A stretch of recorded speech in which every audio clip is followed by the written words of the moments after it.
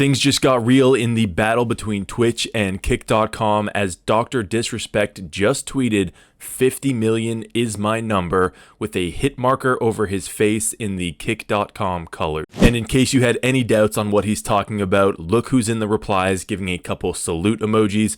It's the Kick.com Twitter account. Twitch has long been the dominant streaming platform owned by Amazon, but now Kick came out of nowhere with some billionaire backers picking off some major names from Twitch. Before this recent development with Dr. Disrespect, it came out that Kick just stole xQc and Amouranth, Twitch's top male and female streamers, within 48 hours. Dr. Disrespect would be an enormous addition to Kick as he has 4.38 million subscribers on YouTube, is one of the biggest streamers in the world still, and he also had some legal history with Twitch after they banned his account, so I'm sure he'd love the opportunity to stick it to them. Now you might be thinking, but Newsry, $50 million is a lot of money. Can Kick really afford that?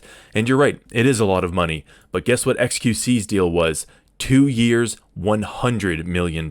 Remember, the financial backing of this company is two billionaires, Ed Craven and Bijan Tehrani. They also own Stake.com, which Kick is going to feed into, so as this platform grows, so will their revenue. Importantly, one of the other founders is Trainwrecks TV, who understands the live streaming game because he's been in it for years. There have been other platforms that come along and try to compete with Twitch, even ones that pay millions of dollars to bring over a big name, but they've all essentially failed because as soon as those big names went offline, people would return to Twitch. Those other competitors failed to create an ecosystem. They didn't make a community.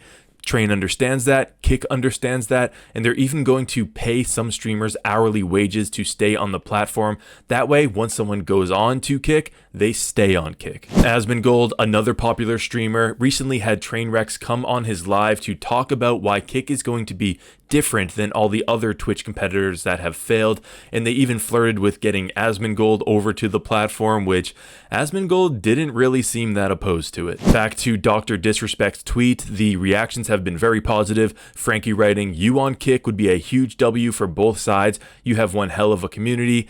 Anthony saying you're worth 50 million a month. Skate Rick saying, "Let's make this happen." Freshen Up saying, "Kick, just go ahead and sign him. This is a no-brainer." Louis saying it's time. And again, Kick.com themselves are in the comments giving two salute emojis, which isn't exactly a legal contract, but it's pretty close. Kick's timing couldn't be better because, as The Verge reported, Twitch's new ad rules will hurt streamers, charities, and brands. Twitch's new rules governing how certain kinds of ads can be displayed has caused confusion, fear, and anger among streamers, and Twitch has a history of doing this all the time. They'll release some ridiculous new policy that doesn't make any sense and breaks people's plans on the platform, and then they have to walk it back after everyone gets super upset with them, which again just happened. So Twitch doesn't have a lot of goodwill with the community, and here comes Kick picking up some huge names. Even New York Times is getting in on it. Kick, a streaming platform backed by online gaming and gambling sites in Australia like EasyGo Gaming and Stake.com, an online casino, was launched this year and is emphasizing its streamer-friendly policies.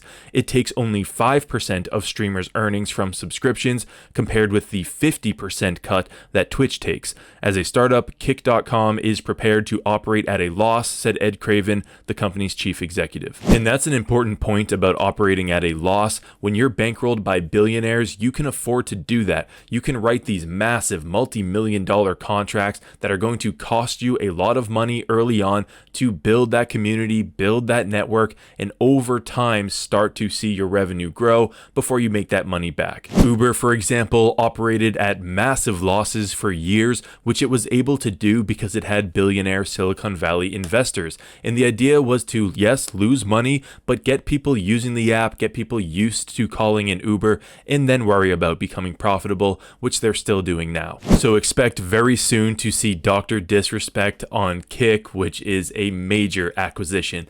If you found this video helpful and informative, hit that like button and subscribe to this channel where I cover all the interesting stories and news. My name's Ryan, this is Newsry. I'll see you in the next one.